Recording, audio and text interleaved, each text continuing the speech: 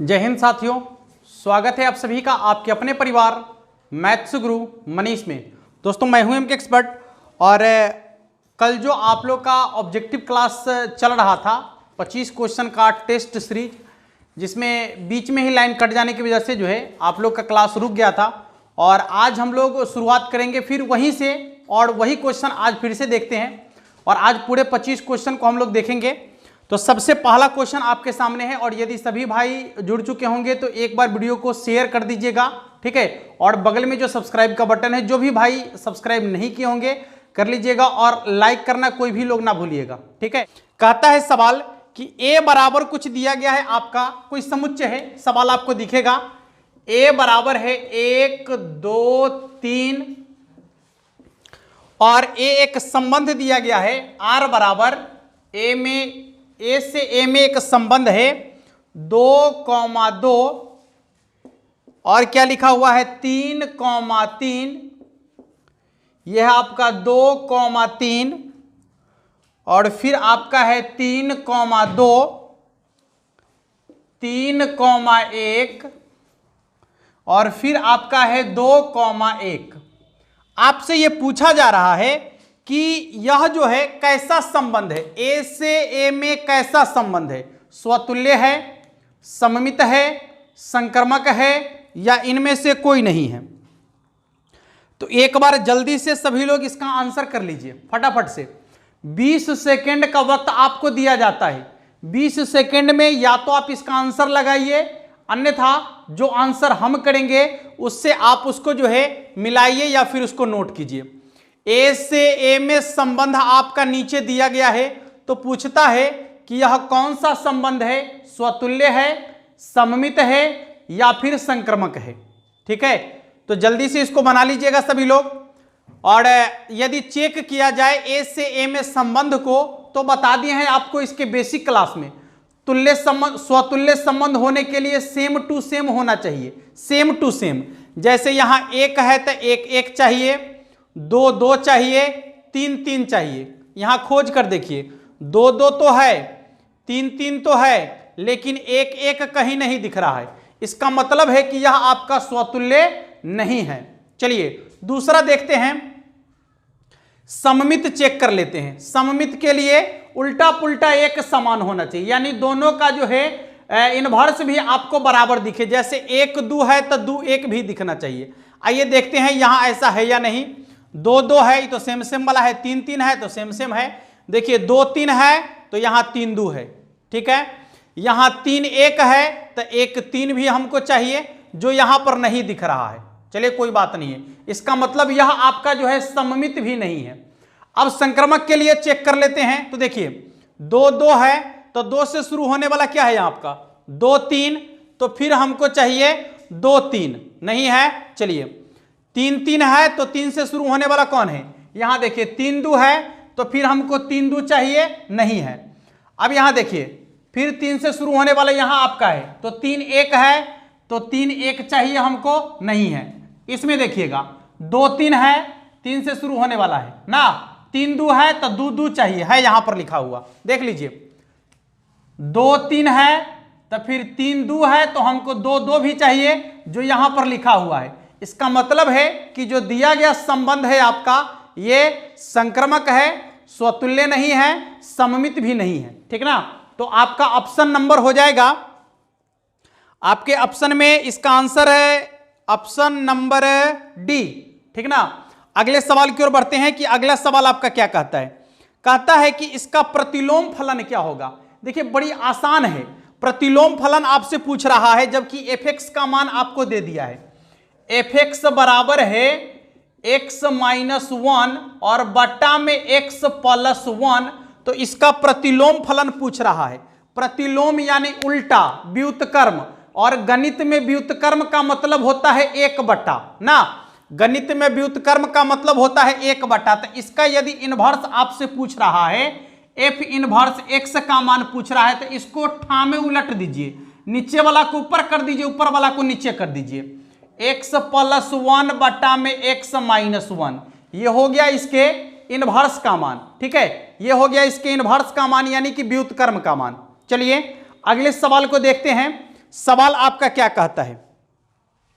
तीसरा सवाल आपके सामने दिख रहा है, कॉस स्क्वायर 1/2, कॉस स्क्वायर 1/2 यहां पर लिखा हुआ है, कॉस नहीं सॉरी साइन स्क्वायर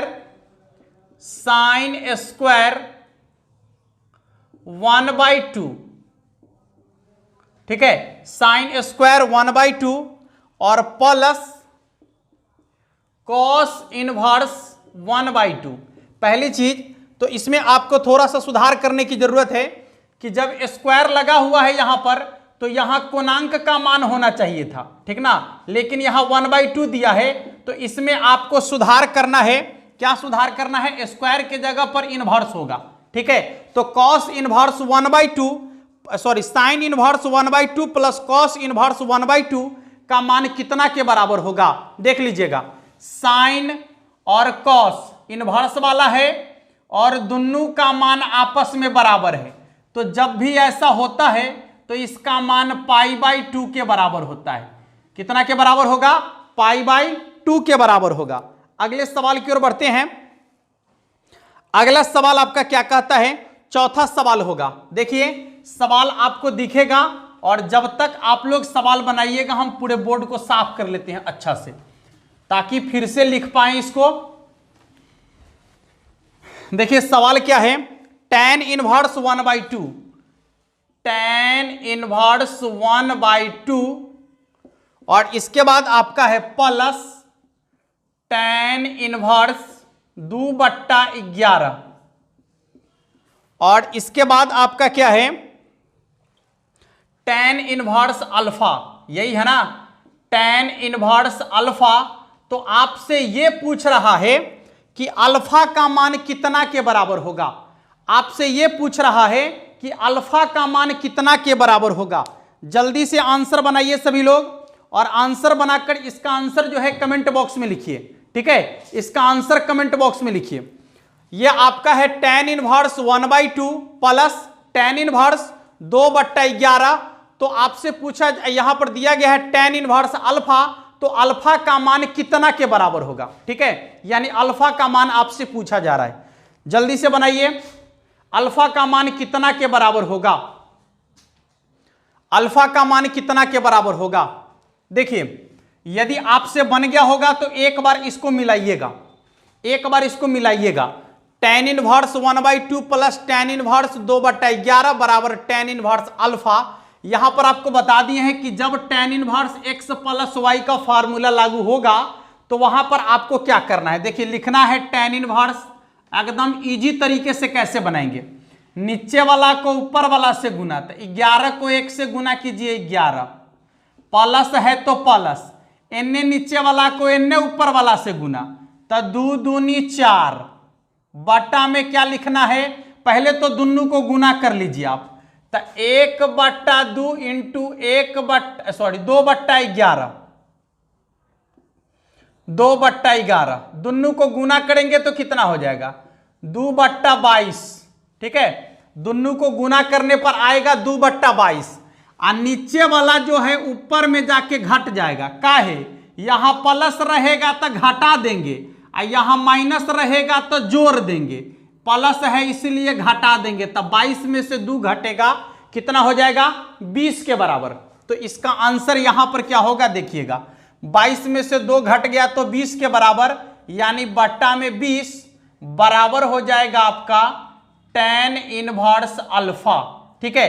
ये tan इनवर्स, यहां भी tan inverse same to same, 11 4 15/20, यानी अल्फा बराबर हो जाएगा आपका 15/20, 5 तिहाई 15, 5 चौके 20, अल्फा का मान हो जाएगा 3/4 के बराबर, अल्फा का मान हो जाएगा 3/4 के बराबर।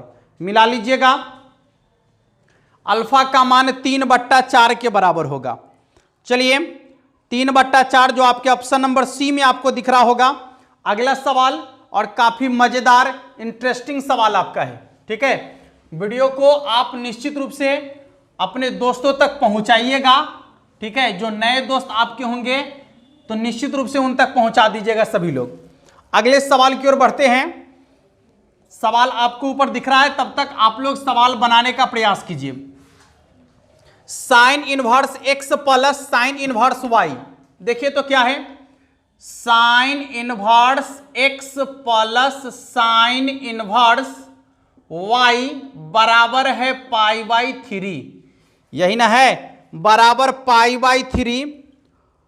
तो cos inverse x plus cos inverse y बराबर क्या होगा, cos inverse x plus cos inverse y बराबर क्या होगा। सबसे पहले तो आपका दिया गया है कि sine inverse x plus sine inverse y बराबर पाई बाई 3 है, तो cos inverse x plus cos inverse y बराबर क्या होगा, यानी इसका मान कितना के बराबर होगा। देखिएगा, आपको मालूम है फॉर्मूला इसका क्या, कि साइन इनवर्स एक्स को आप लिख सकते हैं पाई by 2 minus cos inverse x.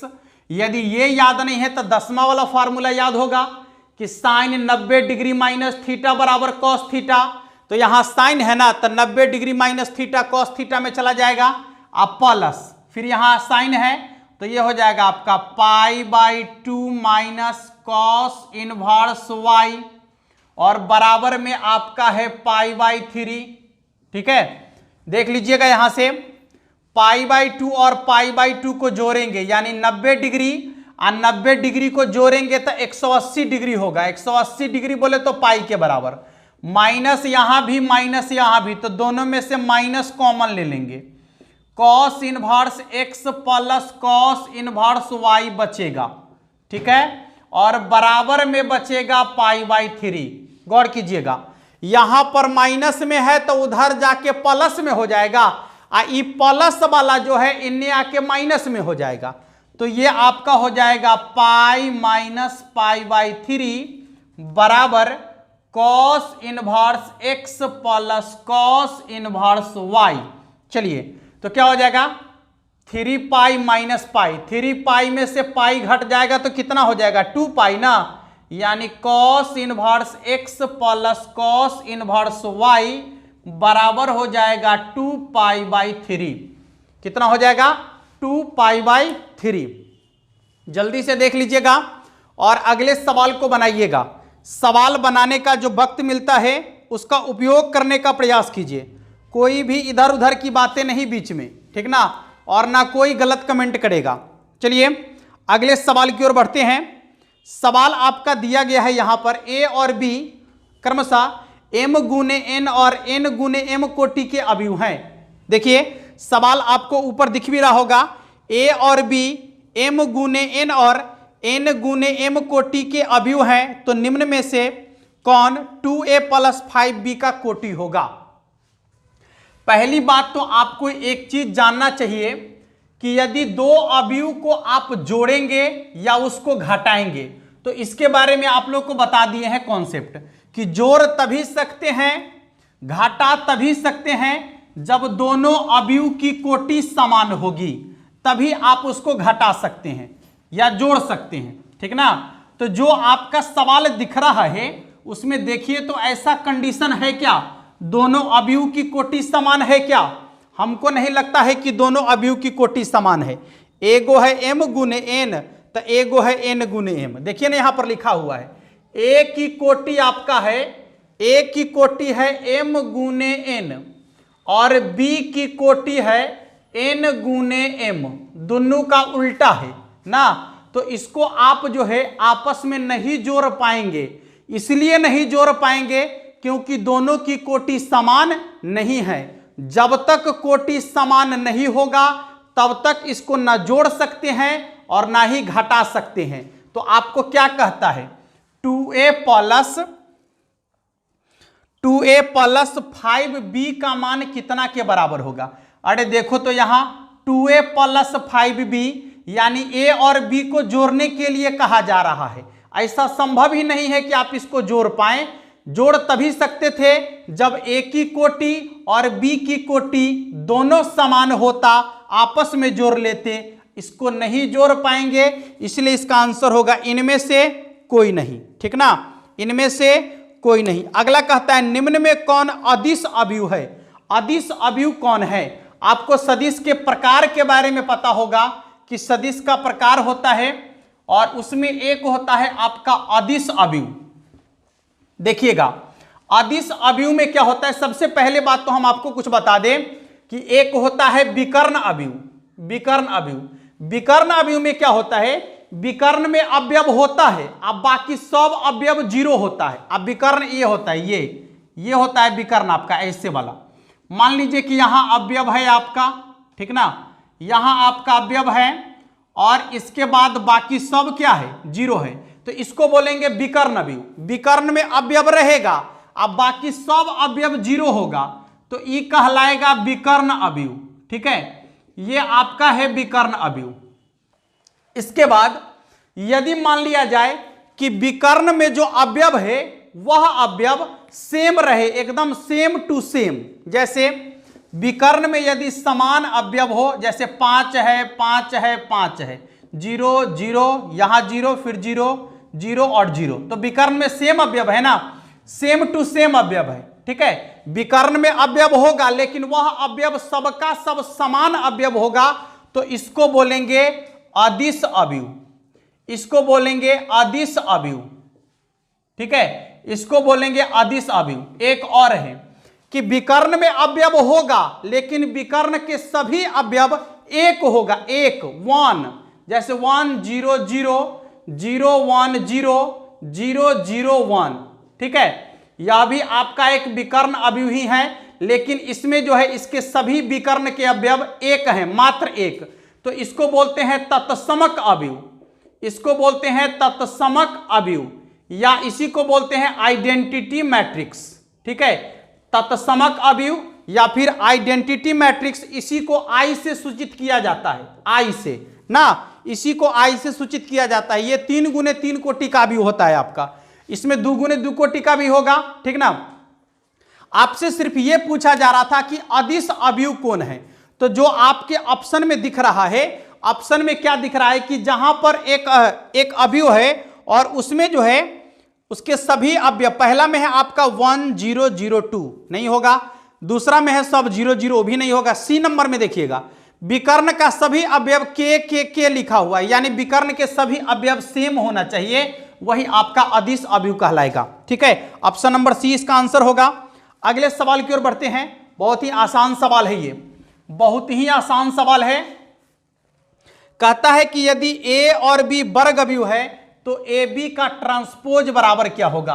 ये तो एकदम आसान सवाल है, एकदम आसान सवाल है। ए बी का ट्रांसपोज क्या होगा, तो ए बी का ट्रांसपोज जब पूछेगा तो इसके अवयव मतलब स्थान को चेंज कर देना है। ए बी का ट्रांसपोज बराबर होता है बी ट्रांसपोज ए ट्रांसपोज।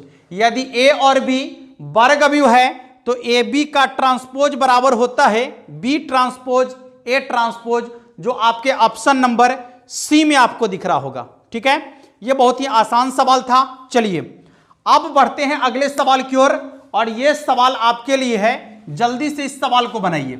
सवाल आप लोग को दिख रहा है तो इसका आंसर पहले लगाइए सभी लोग, फिर आगे बढ़ते हैं। अभी सिर्फ और सिर्फ पढ़ाई की बातें होगी, कोई भी इधर उधर की बातें नहीं। धराधर 25 क्वेश्चन को देखेंगे, 25 क्वेश्चन आप बनाइए, 25 क्वेश्चन हमसे देख लीजिए, और ये हो गया आपका 25 का 25 खत्म। अब देखिए क्या है, बी सी सी ए और ए बी, यहां आपका है 1 1 1, इधर आपका है 1/a 1/b 1/c। पूछ रहा है कि इसका डिटर्मिनांट का मान कितना के बराबर होगा। दिए गए डिटर्मिनांट का मान कितना के बराबर होगा, 1/abc के बराबर होगा, या फिर 0 के बराबर होगा, या फिर abc के बराबर होगा। दिए गए डिटर्मिनांट का मान कितना के बराबर होगा। इसका आंसर कैसे बनाएंगे पहले ध्यान दीजिएगा आप। यहां bc है, ca है, abc है, तो आपको मालूम है कि डिटर्मिनांट में जो हम लोग क्रिया करते हैं, यदि किसी कांस्टेंट से आप गुना करते हैं तो उसके किसी एक पंक्ति में या किसी एक स्तंभ में, ठीक ना, और जितना से आप उसमें गुना करते हैं उतना से आपको भाग भी देना पड़ता है। ठीक है, तो ऐसे कंडीशन में आप एक चीज देखिए, कि यदि हम C1 में ABC से भाग दे दे, देखिएगा यहां पर C1 में ABC से भाग दे दें, भाग देने पर, ठीक है, तो जब इसमें ABC से भाग दे देंगे तो क्या होगा, ABC से गुना भी करना पड़ेगा, तो ABC बाहर में रह जाएगा, ABC अंदर जाएगा, तो BC बट्टा में ABC, यहां देखिए CA बट्टा में ABC, और नीचे क्या हो जाएगा आपका AB बट्टा में ABC, ठीक है। यहां देखिए ये तो ज्यों का त्यों रहेगा 1 1 1, ये हो गया 1/A 1/B 1/C, जो कटने वाला है काटिए, BC से BC कट गया, CA से CA कट गया, AB से AB कट गया, तो क्या बच गया, बच गया आपका ABC, और इधर कितना 1/A sorry 1/A 1/B 1/C 1 1 1, और फिर यहां 1/A 1/B 1/C। ध्यान दीजिए बाबू, जब किसी डिटर्मिनांट के कोई दो स्तंभ या कोई दो पंक्ति के संगत अवयव समान हो जाए तो डिटर्मिनांट का मान 0 के बराबर होता है ना। तो इस कंडीशन के आधार पर देखा जाए तो ये बराबर है आपका, ये बराबर है, ये बराबर है, तो डिटर्मिनांट का मान 0 के बराबर होगा, और जब इसका मान 0 के बराबर होगा तो हम ABC गुना 0 लिख सकते हैं, तो इसका मान भी तो 0 के बराबर हो जाएगा ना। गलती से ABC नहीं मारिएगा, ठीक है, गलती से कोई भी बच्चे ABC नहीं मारेंगे, थोड़ा सा समझदारी का परिचय देना है आपको कि जब इसका मान 0 के बराबर आ गया तो 0 को ABC से गुना ही ना करना है, गुना करेंगे तो उसका मान भी 0 के बराबर ही होगा, ठीक है। जल्दी से नोट कर लीजिएगा और अगले सवाल की तरफ बढ़ते हैं। जो सवाल आपको दिख रहा है उसको बनाने का प्रयास कीजिए। सवाल आपका है डिटर्मिनांट का ही सवाल है, डिटर्मिनांट का ही सवाल है, देखिएगा सवाल आपको कहता है कि cos 15 degree sin 15 degree, cos 15 degree, cos 15 degree, sin 15 degree, sin 75 degree, sin 75 degree, और फिर क्या है, हाँ cos 75 डिग्री, cos 75 डिग्री। आप इसका डिटर्मिनांट का मान पूछा जा रहा है आपसे कि इसके डिटर्मिनांट का मान कितना के बराबर होगा। देख लीजिए cos 15 degree, sin 15 degree, sin 75 degree, cos 75 degree, determinant का मान पूछा जा रहा है आपसे। जल्दी से इसका आंसर लगाइए सभी लोग, जल्दी से इसका आंसर लगाइए। ऑप्शन भी आपको दिख रहा है, अंदाजे कोई कोई ऑप्शन मारने का प्रयास न कीजिए, समय आपको दे रहे हैं तो क्वेश्चन को बनाइए, पहले क्वेश्चन बनाकर उसका आंसर लिखिए। अंदाजे मारिएगा, परीक्षों में जाके अंदाजे मार दीजिएगा तो पता चला कि गए बोड़ा में, इसलिए सवाल को आप पहले बनाइए, उसके बाद यहां पर आंसर टिक कीजिए। cos 15 sin 15 sin 75 cos 75, तो आपको डिटर्मिनांट का मान निकालने आता होगा। कैसे निकालते हैं डिटर्मिनांट का मान, दोनों को क्रॉस क्रॉस गुना करते हैं या बीच में माइनस का चिन्ह लगाते हैं, तो क्या हो जाएगा cos 15 degree into cos 75 degree, और बीच में माइनस का चिन्ह, क्या हो जाएगा sin 15 degree into sin 75 degree. एक फार्मूला आ गया, देखिए तो फार्मूला आ गया cos A into cos B minus sin A into sine B, cos A into cos B minus sin A into sine B बराबर क्या होता है, तो cos A plus B, A के जगह पर 15 डिग्री प्लस B के जगह पर 75 डिग्री, तब 15 75 90 यानी cos 90 डिग्री। cos 90 डिग्री का मान 0 के बराबर ना, cos 90 डिग्री का मान 0 के बराबर, तो इसका आंसर कितना हो जाएगा आपका 0 के बराबर।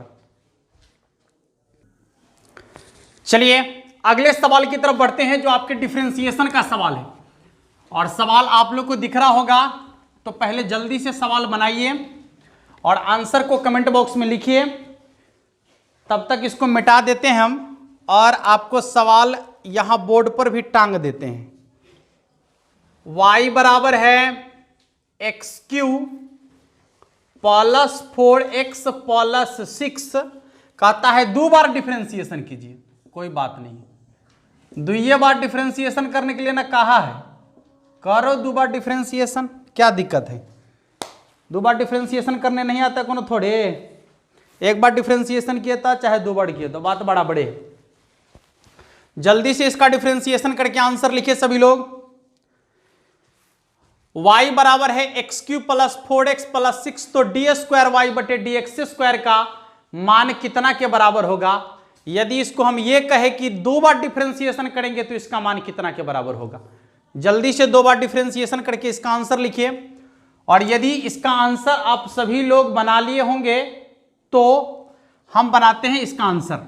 पहले x के सापेक्ष 1 बार डिफरेंशिएशन, तो dy बटे डी एक्स। अच्छा, ऑब्जेक्टिव क्वेश्चन बना रहे हैं ना, सीधा ना बनाएंगे, ई हटाइए, सीधे पावर से गुना करेंगे और पावर में से 1 घटाएंगे। अब प्लस 4 dx बटा dx का 1 हो जाएगा, 1 बार डिफरेंशिएशन, 1 बार और डिफरेंशिएशन, फिर पावर से गुना करेंगे, पावर में से 1 घटाएंगे, अब प्लस कांस्टेंट है तो 0, यानी इसका डिफरेंशिएशन जब 2 बार करेंगे तो 6x के बराबर आएगा। ठीक है, इसका डिफरेंशिएशन 6x के बराबर आएगा। अगले सवाल की ओर बढ़ते हैं।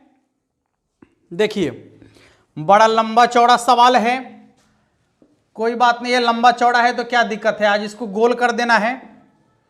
लॉग लॉग खाली लॉग, दूर ना, खाली लॉग, तो dy बटे dx का मान पूछ रहा है, dy बटे dx का मान, ले dy बटे dx का मान पूछ रहा है, बनाइए जल्दी से। लॉग लॉग लॉग खाली लिखल है, कहता है dy बटे dx का मान क्या होगा। चलिए देखिए, यहां पर आपको जो है पहले पहचान करना है फंक्शन की। एक देखिए लॉग यहां है और इसके कोणांक में ये सब है, फिर यहां देखिए लॉग यहां है और इसके कोणांक में ई वाला लॉग है, और फिर लॉग यहां है और इसके कोणांक में x है। ठीक ना, तो यहां पर कै गो हो गया, 1 2 3 4 गो या 3 गो, क्योंकि x है तो कोई बात नहीं है। तो पहले ई लॉग का जब हम डिफरेंशिएशन करेंगे तो 1 बटा x, x के जगह पर तो पूरा है ना, तो हो जाएगा लॉग लॉग x। ठीक है, जब ई लॉग का डिफरेंशिएशन करेंगे तो क्या होगा, 1 बटा x, तो x के जगह पर अब है log x, तो होगा log x इंटू, जब ई लॉग x का डिफरेंशिएशन करेंगे तो क्या होगा, 1 बटा x, तो x के जगह पर है खाली x, हो गया डिफरेंशिएशन। 1 बटा में x into log x into log x। ठीक है, ये हो गया आपका डिफरेंशिएशन। 1 बटा में x into log x, log x into log x। ठीक है, देखिए अब अगला सवाल जो दिख रहा है उसको बनाइए, तब तक इधर तनी मिटा लेते हैं, इसको साफ सुथरा कर देते हैं। एकदम बिंदास होकर बनाइए, बिना टेंशन के, बिना मेंशन के, दिमाग को स्थिर रखिए, सवाल को सटासट बनाइए। देखिए सवाल आपका क्या कहता है अगला, हाँ, डी ए के पावर एक्स का डिफरेंशिएशन, ए के पावर एक्स का डिफरेंशिएशन, डी ए के पावर एक्स का डिफरेंशिएशन क्या होगा। देखिए तो डी ए के पावर एक्स का डिफरेंशिएशन क्या होगा, ए के पावर एक्स का डिफरेंशिएशन क्या होगा, डी ए के पावर एक्स का डिफरेंशिएशन। तो देखिए ई के पावर एक्स यदि रहता है तो ई के पावर एक्स का तो सिंपल है कि ई के पावर एक्स होगा, नो डाउट। ठीक है, लेकिन जब ए के पावर एक्स होगा तो इसका डिफरेंशिएशन होता है ए के पावर एक्स इंटू लॉग ई के पावर ए, या ए के पावर एक्स इंटू लॉग ए भी कह सकते हैं आप। ठीक है, ए के पावर एक्स इंटू लॉग ए भी कह सकते हैं इसको, जो आपके ऑप्शन नंबर ए में आपको दिख रहा होगा। ठीक है, चलिए अगले सवाल की तरफ बढ़ते हैं। अगला सवाल आपका क्या कहता है, देखिए तो ये भी डिफरेंशिएशन का ही सवाल है, बनाइए। ऊपर में आपको दिख रहा होगा सवाल, जल्दी से बनाइए सवाल को। सवाल काफी मजेदार है, बहुत ही मजेदार सवाल है। y बराबर है e के पावर में 3 गोड़ हाथ सब फ्री करो और सवाल बनाओ। y बराबर है 3 इंटू लॉग x, तो dy बटे dx का मान क्या होगा? dy बटे dx का मान क्या होगा? y बराबर है e के पावर 3 लॉग x, तो dy बटे dx का मान क्या होगा? dy बटे dx का मान क्या होगा? देखिएगा, अब आप जब यहां देखते हैं, कॉन्सेप्ट आपको बता दी है कि e के पावर में लॉग रहेगा, ओकरा आगू में कोई कांस्टेंट रहेगा ना, ओकरा आगू में यदि कोई कांस्टेंट रहेगा तो कांस्टेंट जो है फितिंगी के तरह उड़ कर जाएगा आ कोणांक के पावर में बैठ जाएगा, अब बाकी सब खत्म।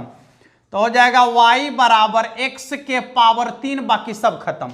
आ सीधा सीधा डिफरेंशिएशन होता ना, सीधा सीधा डिफरेंशिएशन dy बटे dx बराबर होगा, पावर से गुना करेंगे और पावर में से एक घटा लेंगे, 3 इंटू एक्स स्क्वायर, पावर से गुना करेंगे और पावर में से एक घटा लेंगे, तो dy बटे dx का मान होगा 3x स्क्वायर के बराबर।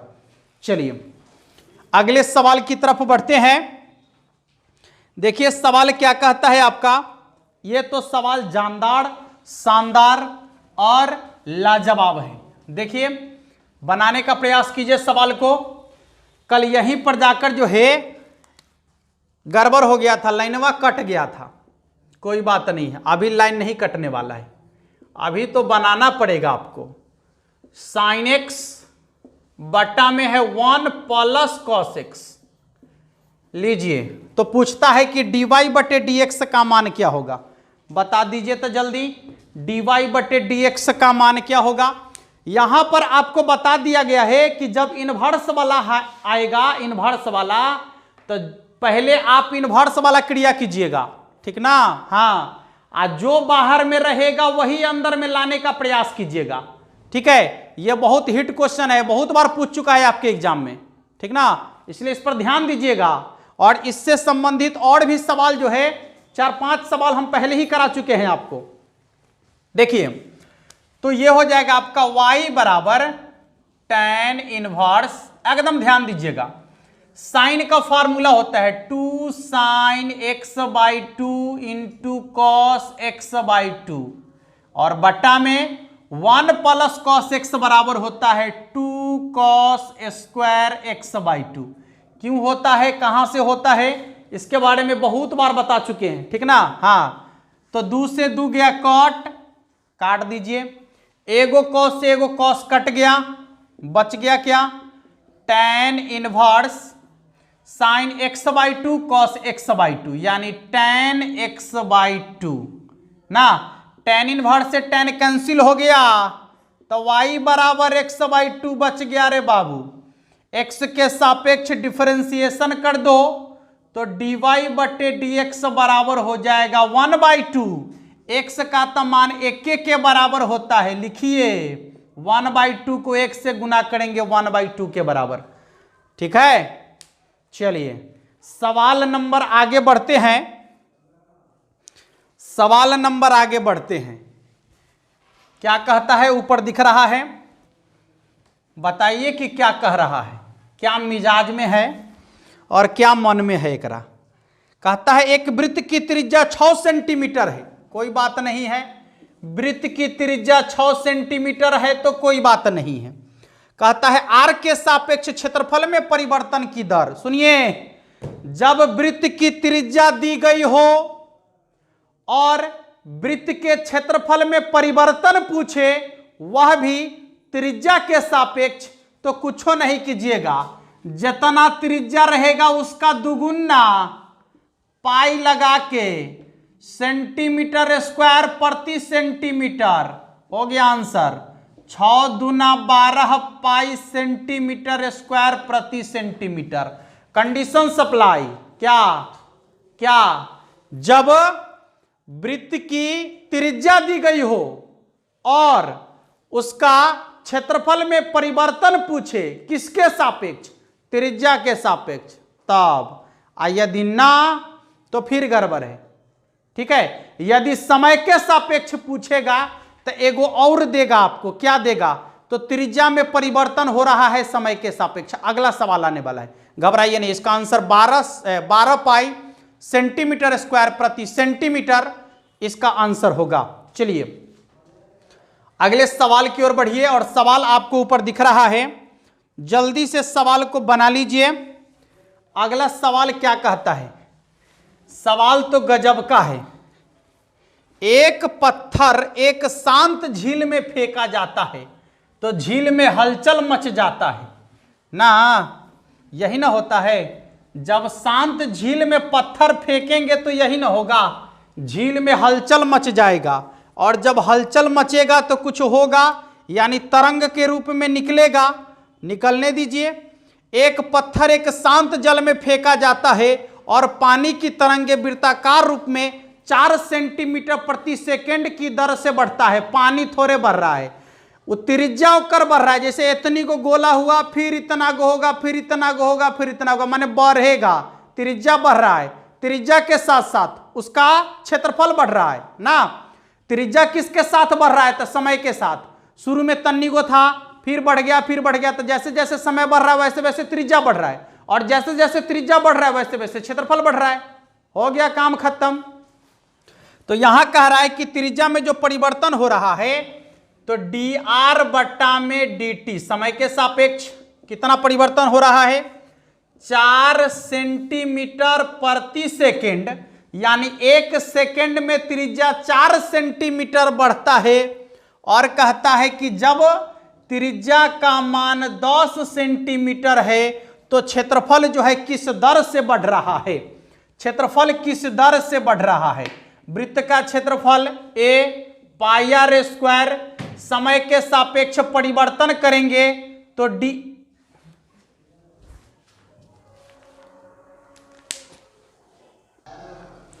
देखिए तो dA बटा में dt बराबर हो जाएगा आपका, पाई को बाहर रखेंगे, dr स्क्वायर, और यदि पावर छोड़ के उतारेंगे तो क्या आएगा, dr, और गुने dr बटा में dt। ठीक है, तो dA बटा में dt बराबर हो जाएगा पाई इंटू, देखिए पावर से गुना करेंगे और पावर में से 1 घटा लेंगे, इंटू dr बटा dt का मान यहाँ 4 दिया गया है तो लिखेंगे कितना, 4। बारी बारी से मान बैठा लीजिए। तो ये हो जाएगा आपका dA बट्टा में dt बराबर पाई इंटू 2 इंटू r का मान कितना है, 10 ना। तो ये हो जाएगा आपका 10 इंटू 4, तो 10 दूना 20 और 20 चौके 10 दूना 20 चौके 80, यानी हो जाएगा पाई, या फिर इसको 80 पाई लिख सकते हैं आप, 80 पाई सेंटीमीटर स्क्वायर प्रति सेकंड। ठीक है, सेकंड इसलिए क्योंकि यह जो है समय के सापेक्ष इसमें परिवर्तन हो रहा है ना। चलिए अगले सवाल की तरफ बढ़ते हैं कि अगला सवाल आपका क्या कहता है। देखिए अगले सवाल की ओर बढ़ते हैं। अगला सवाल जो आपका है ऊपर दिख रहा होगा, और ये वेक्टर का सवाल है, तो जल्दी से इसका आंसर लगाइए सभी लोग। ये वेक्टर का सवाल है आपका। देखिए सवाल क्या कहता है, कहता है कि यदि a लंब b और a vector dot b vector बराबर 0 तो निम्न में कौन सत्य है। सवाल में थोड़ा सा मिस्टेक है, जब a vector dot b vector बराबर 0 हो जाता है तो वो अपने a और b जो होता है एक दूसरे पर लंब हो जाता है। ठीक ना, तो ये यहाँ पर इसका आंसर ही इसमें लिख दिया है जो ऑप्शन नंबर ए में आपको दिया गया है। ठीक ना, तो इसका आंसर ऑप्शन नंबर ए हो जाएगा, आप देख सकते हैं आसानी से। चलिए दूसरा सवाल आपका क्या कहता है, a1 i कैप, देखिए था a1 i cap plus a2 j cap plus a3 k cap, a3 k cap, और दूसरा क्या है b1 i cap plus b2 j cap plus b3 k cap. ठीक है, b3 k कैप। तो कहता है आपसे कि एक दूसरे पर लंब है, यदि आपको मालूम है कि यदि एक दूसरे पर लंब होगा तो दोनों के डॉट प्रोडक्ट का मान 0 के बराबर होता है भाई ना। तो जब 0 के बराबर होता है तो डॉट प्रोडक्ट निकालते कैसे हैं, आई वाला के कांस्टेंट को आई वाला के साथ गुना, जे वाला को जे वाला के साथ गुना, के वाला को के वाला के साथ गुना और सबका चिन्ह का भी गुना, ठीक ना, बराबर में 0 हो तो गया। तो हो जाएगा a1 b1 plus a2 b2 plus a3 b3 अब बराबर हो जाएगा 0, बराबर क्या हो जाएगा 0, ठीक है। तो इसका मान हो गया आपका 0 के बराबर। यदि ये दोनों एक दूसरे पर लंब होगा तो a1 b1 plus a2 b2 plus a3 b3 बराबर क्या होगा 0, ठीक है। आइए अगले सवाल की ओर बढ़ते हैं कि अगला सवाल आपका क्या कहता है। सवाल कहता है कि अवकल समीकरण की कोटि निम्नलिखित में से कौन है। कोटि में तो कोई झंझट ना है ना, कोटि में इसलिए झंझट ना है कि वहां आपको सीधे देख लेना है कोटि। घात में झंझट होता है कि कहीं dy/dx लॉग वाला के कोणांक में तो ना घुसियाल है, कि त्रिकोणमितीय अनुपात के कोणांक में तो ना लागल है, ई के पावर में तो ना लागल है। यदि ऐसा है तो उसका अपरिभाषित घात, लेकिन कोटि वाला में कोई बात नहीं है। जहां सबसे ज्यादा बार डिफरेंशिएशन हुआ है वही उसकी कोटि हो जाएगा। dy/dx² plus d²y/dx² plus x³ into dy/dx और इसका होल स्क्वायर बराबर होगा x के पावर 4, ठीक है। तो पूछता है कि इसकी कोटि क्या है, देख लीजिएगा इसकी कोटि क्या है। तो कोटि कैसे देखेंगे, जहां सबसे ज्यादा बार डिफरेंशिएशन हुआ है ना वही कोटि देखेंगे।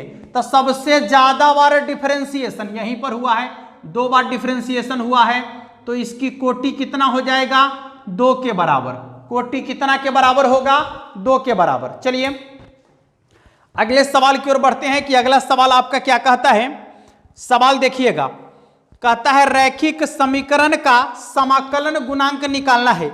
यह अवकल समीकरण जो आपका दिया गया है इसका समाकलन गुणांक निकालना है। कैसे निकालते हैं आपको मालूम होगा। सबसे पहले सवाल का सेटिंग बैठाइए, सवाल का सेटिंग बैठाइए। सेटिंग बैठल है रे बउआ, बैठाने की जरूरत ना है। Plus y into tan x और बराबर में है सेक x, बराबर में क्या है सेक x। अब कहता है कि इसका समाकलन गुणांक क्या होगा। देखिएगा तो समाकलन गुणांक निकालने के लिए dy/dx अकेला होना चाहिए, तो अकेले है।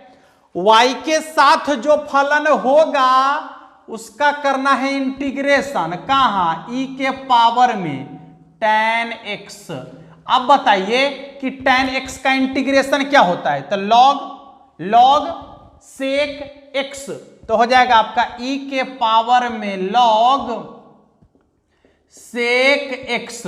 गौर कीजिएगा यहां पर आगे में कोई कांस्टेंट नहीं है तो 1 है, यहां से उड़ के जाएगा एक पावर में बैठ जाएगा, बाकी सब हट जाएगा। तो क्या हो जाएगा सेक x के पावर 1 यानी सेक x, ठीक है। तो इसका जो समाकलन गुणांक होगा यानी IF का मान होगा सेक x के बराबर होगा। आइए अगले सवाल की तरफ बढ़ते हैं। अगला सवाल आपका क्या कहता है, इंटीग्रेशन है, निश्चित समाकलन है। क्या फर्क पड़ता है रे भाई, निश्चित हो या अनिश्चित हो कोई फर्क नहीं पड़ता है। सवाल का तो धुरियान धरा देंगे, धुरियान, ठीक ना, हाँ एकदम धुरियान धरा देंगे सवाल को। देखिए था एग्जाम में धुरियान धराना है। एक है अहिया √3 है बउआ, अब 1/1 प्लस x² है और इंटू dx लिखल है। अब क्या करेगा, कहता है कि इसका मान कितना के बराबर होगा। पहले तो इंटीग्रेशन कर लीजिए, 1/1 प्लस x² का direct integration tan inverse x लिख दीजिए, tan इनवर्स x। सीमा का जो मान है रख दीजिए, √3 है 1 है। पहले ऊपरी सीमा माइनस डाल के निचली सीमा, तो tan inverse √3 minus tan inverse 1, ठीक है। और tan में √3 कितना का मान, तो tan में √3 जो होता है आपका वह होता है �1 है ना, हाँ π/3 का मान यानी 60 डिग्री का मान, ठीक है। चलिए अब माइनस tan में 1 कितना का मान, तो π/4 का मान ये हो गया 4 तिहाई 12, देख लीजिएगा ये हो जाएगा 4 पाई माइनस 3 पाई, ठीक है। और यहाँ देखिए 4 पाई में से 3 पाई घट जाएगा तो हो जाएगा पाई बट्टा में 12। कितना हो जाएगा? पाई बट्टा में 12। देख लीजिए, ऑप्शन को चेक कर लीजिएगा, ऑप्शन को चेक कर लीजिएगा, इसका आंसर कितना के बराबर होगा? तो ऑप्शन नंबर डी में दिख रहा है आपको। चलिए अगले सवाल की ओर बढ़ते हैं, अगले सवाल की ओर बढ़ते हैं। देखिए तो सवाल क्या कहता है, आप लोग अपने से सवाल को पहले बनाइए, ठीक है, और जो हम बना रहे हैं उससे उसको मिलाइए, तब जाके मजा आएगा असली पढ़ाई में, ठीक ना। हाँ, केवल हम बनाएंगे तो मजा नहीं आएगा मेरे भाई, आपको भी बनाना पड़ेगा। काहे कि परीक्षा में आपको ना बैठना है, हमारा बैठना है, हमारा तो सिखाना है। जितना होगा यहाँ ट्रेनिंग दे देंगे, वहां सीमा पर जाके तो तुम ही को ना चलाना है गोली। इतना ट्रेंड हो जाओ कि एक एक दुश्मन को छल्ली कर देना है, छल्ली ऊपर से नीचे तक। जितना कर देह में जगन होगा उससे ज्यादा गोली मारेंगे उसको, ठीक ना। इतना तैयार हो जाना है, समझ लीजिए।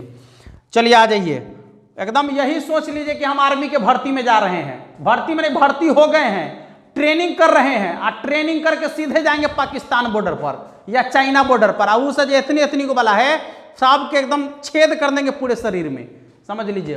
क्वेश्चन को यही समझिएगा, तब जाके बुखार उतरेगा सवाल का। देखिए तो सवाल आपका क्या कहता है, 0 से π/2 सीमा का मान है, 0 से π/2 है सीमा का मान, और यहां लिखा हुआ है √cos x, और बटा में आपका है √sin x, ठीक है, sin x। अब प्लस क्या है तो √cos x, ठीक है, और इंटू यहां है dx।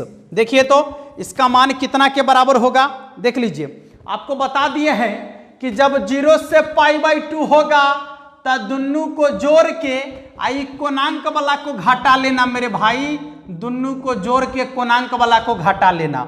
आई बराबर 0 से π/2, तन एक समीकरण एक रहने दीजिए, तनी सानी क्रिया करके दिखा देते हैं ना आपको, देखिएगा तो क्या हो जाएगा, √cos π/2 माइनस x, अब बट्टा में √sin π/2 minus x into √cos π/2 minus x। तनियक को नहीं घबराना चला, तनियक को ना रे, हम हैं तो गम किस बात का है, सब गम भुला जाएंगे तुम्हारी चाहत में। cos 90 डिग्री माइनस थीटा होता है साइन थीटा, और यहाँ साइन 90 डिग्री माइनस थीटा होता है cos theta, into cos 90 degree minus theta होता है साइन थीटा, ठीक ना। हाँ, दुनिया भुला देंगे तेरी चाहत में। किसकी चाहत में? तो तेरी चाहत में भाई, तेरी चाहत में। चलिए जोड़ लीजिए दोनों को, समीकरण 1 और 2 को जोड़ेंगे तो कितना होगा, 2i। सवाल जब आपका सब्जेक्टिव में भी पूछेगा ना मेरे भाई, इस तरीके का बहुत सवाल पूछा है, ठीक है। हम आपको सब्जेक्टिव वाला क्वेश्चन लेकर आ रहे हैं इंटीग्रेशन का, देखिएगा कितना सवाल पूछ ले, ऐसे ही बनाना वहां भी, ठीक ना। हाँ, एकदम ऐसे ही बनाना है, देख लीजिएगा। तो 2i बराबर आपका हो गया, दोनों को जोड़ेंगे तो कितना, इंटीग्रेशन ऑफ ये क्या हो जाएगा, √cos x बटा में √sin x plus √cos x, ठीक है। यहां भी प्लस का चिन्ह, इसको जोड़िए, √sin x और बटा में √sin x plus √cos x, ठीक है, इंटू dx, दोनों को जोड़ लेंगे ना।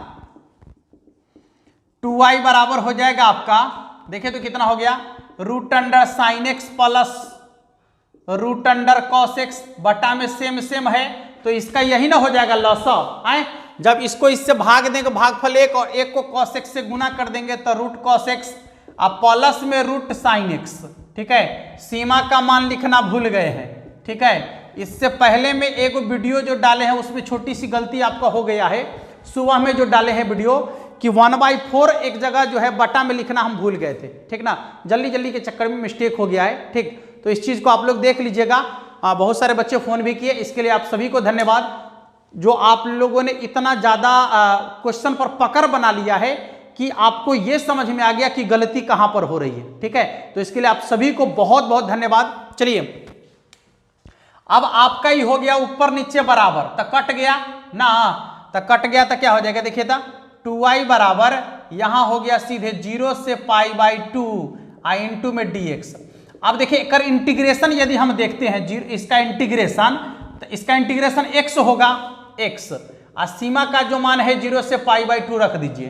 तो पहले π/2 रखेंगे अब x के जगह पर, तो कितना होगा π/2 माइनस 0, और यहां से ही 2 जो गुना में है उधर भाग में चल जाएगा, तो i बराबर हो जाएगा आपका π/4। कितना के बराबर होगा π/4 के बराबर होगा। यह सवाल थोड़ा सा आपको बनाने की जरूरत है। हाँ कभी कभी ऐसे देखिए, सुन लीजिए, तुक्का नहीं मारिएगा, हम आपको बताने का प्रयास कर रहे हैं। ये 80% में इसका आंसर π/4 हो जाता है, 80% में। जब ऐसे कटने वाला कंडीशन होता है तब सुनिए, जब ऐसे कटने वाला कंडीशन होगा तो 80% सवाल का आंसर π/4 होता है। याद रखिएगा जब सीमा का मान 0 से π/2 होगा तब। क्लियर है? हाँ, कटने वाला कंडीशन में, जब पूरा का पूरा कट जाएगा तब उस कंडीशन में, लेकिन हर समय ऐसा नहीं होता है। ठीक है, इसलिए तुक्का मारने की जरूरत नहीं है, सवाल बनाने की जरूरत है। जब सब कुछ सामने है तो कहा गया है ना कि हाथ कंगन को आरसी क्या, आप पढ़े लिखे को फारसी क्या, क्या फर्क पड़ता है। बनाने आएगा सवाल को तो एकदम मेही से पीसेंगे उसको, मेही से। चलिए एक लास्ट सवाल आपका है, देखिए क्या कहता है सवाल। ये इंटीग्रेशन का ही सवाल है, और ये सवाल का आपको कॉन्सेप्ट बता दिए हैं, ट्रिक बता दिए हैं। आंसर एकदम धरधरा के लिख दीजिएगा आप लोग, ठीक ना। इसका आंसर धरधरा के लिख दीजिएगा। थोड़ा सा इसमें मिस्टेक है, -π/2 से π/2 सीमा का मान होना चाहिए, ठीक है। और साइन के पावर में है 7x इंटू dx, ठीक ना। तो पूछ रहा है कि इसका इंटीग्रेशन कितना के बराबर होगा। बिना बनेले आंसर बोल दीजिए आप लोग, बिना बनेले आंसर बोल दीजिए जल्दी से सभी लोग। इसका आंसर बिना बनेले बोल दीजिए, सुन के बोल दीजिए कि इसका आंसर कितना के बराबर होगा। चलिए बहुत भाई अच्छा सा आंसर लगाए हैं। इसको क्या करना है आपको कि जब -π/2 से π/2 हो या -a से a हो, ठीक है, वही चीज होता है। तो आपको क्या करना है कि यहां जो आपको वेरिएबल दिखेगा उसके जगह पर माइनस सटा कर देखिएगा। जैसे साइन पावर में है 7, यहां माइनस सटा कर देखिए, तो साइन माइनस थीटा बराबर होता है माइनस साइन थीटा, तो हो जाएगा माइनस साइन x के पावर में कितना 7। अब माइनस के पावर 7 तो माइनस होगा, तो हो गया साइन के पावर 7x। देखिए अंदर में माइनस रखे तो बाहर में माइनस निकल के आया, आया ना निकल के।